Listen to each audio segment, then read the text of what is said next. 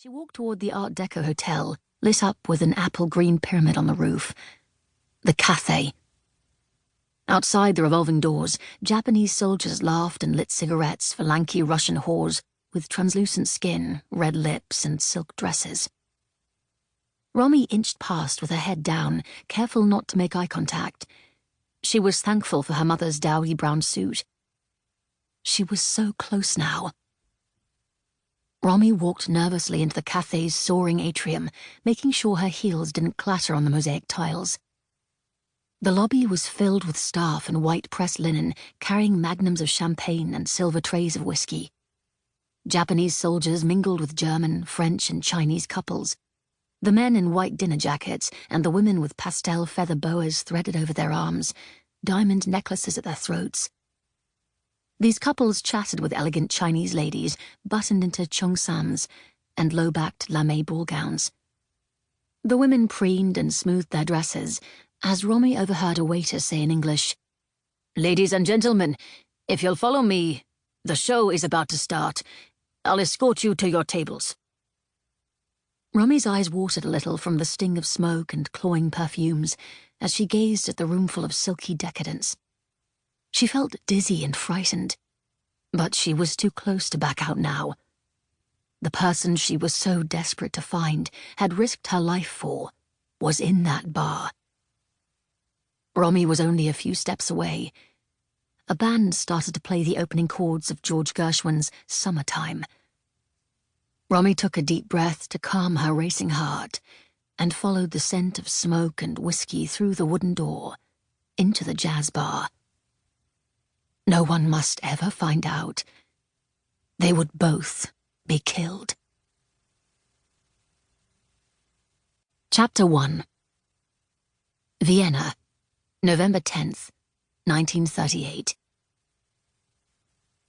It was against Papa's newest rules to look up.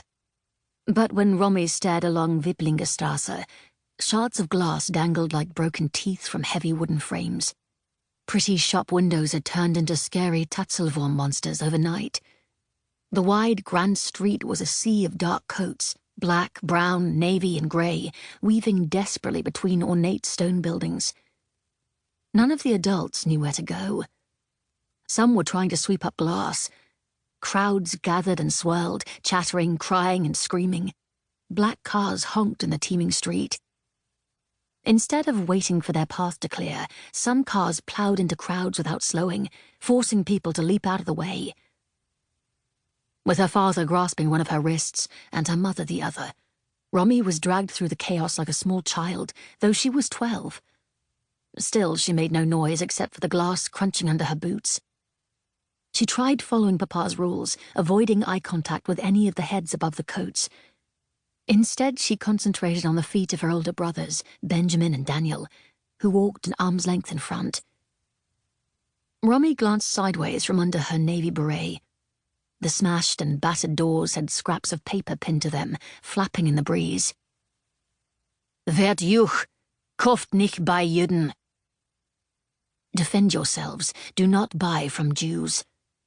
"Keine Juden." No Jews. There were twice as many signs as yesterday. Why do they keep putting up these signs?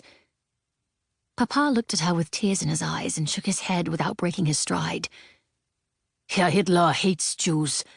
I fear nothing will be the same while the Nazis are in charge of Austria. But I don't understand why the Führer hates us. Why?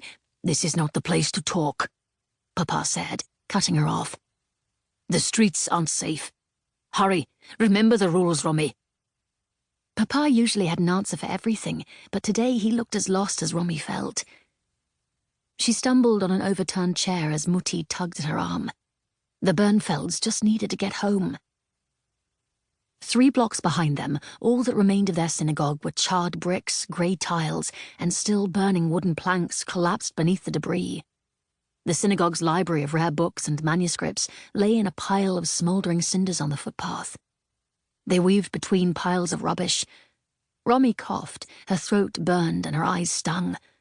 The air was heavy with the smell of smoke and gasoline, and it hurt to breathe. She wished her parents would slow down. She had a nasty blister on her heel from her